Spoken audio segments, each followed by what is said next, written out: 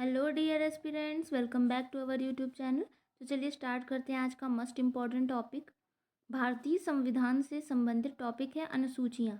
इसको हम फटाफट से पढ़ते हैं क्योंकि यह टॉपिक बहुत ही ज़्यादा महत्वपूर्ण है। हर गवर्नमेंट एग्जाम्स में बार बार इससे क्वेश्चन पूछे जाते हैं। तो 8 से 10 मिनट में इसको कवर करते हैं, ठीक है। तो ध्यान से इसको पढ़िएगा।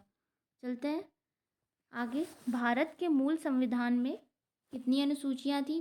पहला क्वेश्चन आता है कि भारत के मूल संविधान में कितनी अनुसूचियाँ थी। तो भारत के मूल संविधान में 8 अनुसूचियाँ थी। जब भारत का संविधान बना था उस समय 8 अनुसूचियाँ थी, लेकिन वर्तमान में ये कितनी है? 12।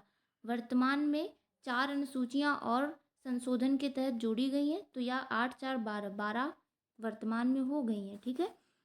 पहली अनुसूची कहती है राज्य व संघ राज्य क्षेत्र। पहली अनुसूची में क्या शामिल है? राज्य व संघ राज्य क्षेत्र। दूसरी अनुसूची भारतीय संघ के पदाधिकारियों को वेतन भत्ता तथा पेंशन।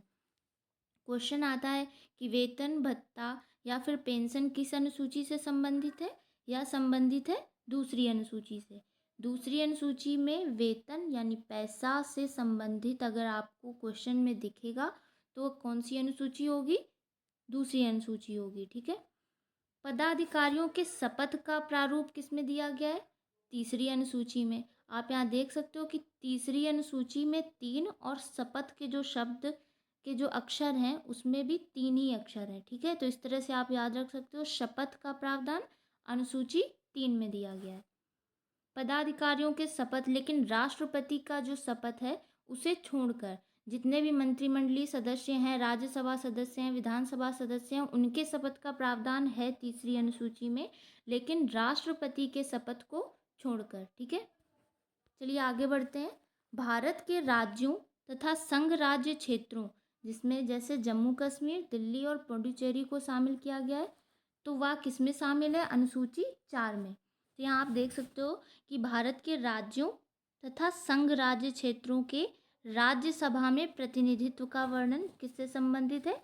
अनुसूची 4 से संबंधित है। शपथ का प्रारूप 3 से, और वेतन भत्ते का प्रारूप, वेतन भत्ते के लिए अगर कोई अनुसूची होगी तो कौन सी होगी?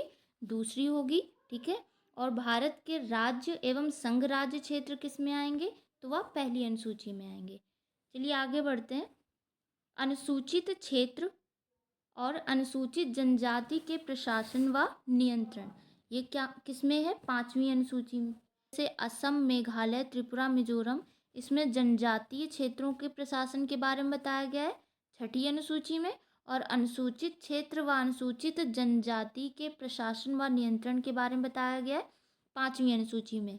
इसमें डिफरेंस सिर्फ इतना है कि यहाँ पर ये 4 राज्यों के नाम जो दिए गए हैं, इसमें क्वेश्चंस आता है कि असम, मेघालय, त्रिपुरा, मिजोरम, ये मस्ट इम्पॉर्टेंट है, आपको याद रखते हुए चलना है। असम, मेघालय, त्रिपुरा, मिजोरम, ये 4 राज्यों के बारे में किस में बताया गया? 6ठी अनुसूची में। 4 राज्यों के जनजातीय क्षेत्रों के प्रशासन से संबंधित है, ठीक है। 7वीं अनुसूची में शक्तियों का विभाजन है। 7 और शक्ति, 7 और शक्ति से आपको याद रखना है कि 7वीं अनुसूची में क्या है? शक्तियों का विभाजन। कि पहले आती केंद्र सूची, राज्य सूची और समवर्ती सूची। तो केंद्र सूची और राज्य सूची, समवर्ती सूची में 3 रूप से इसका विभाजन किया गया है। और केंद्र सूची में जो विषय शामिल किए गए हैं उनमें है प्रेस, शेयर बाजार, पोस्ट ऑफिस, जनगणना, बैंकिंग, बीमा, रक्षा से संबंधित मामले या विदेशिक मामले, रेलवे से संबंधित मामले और निगम कर, ये किस में शामिल किए गए हैं? केंद्र सूची में शामिल किए गए हैं। राज्य सूची में आपके कौन से विषय आएंगे? तो पुलिस आपका राज्य सूची का विषय है। लोक स्वास्थ्य, जन स्वास्थ्य, पुलिस राज्य सूची का विषय है। लोक स्वास्थ्य, लोगों के स्वास्थ्य के बारे में किसका विषय है? राज्य सूची का।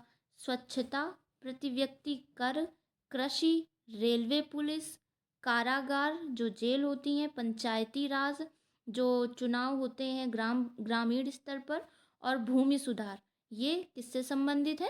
राज्य सूची से संबंधित है। इसको सबको आपको याद करते हुए चलना है।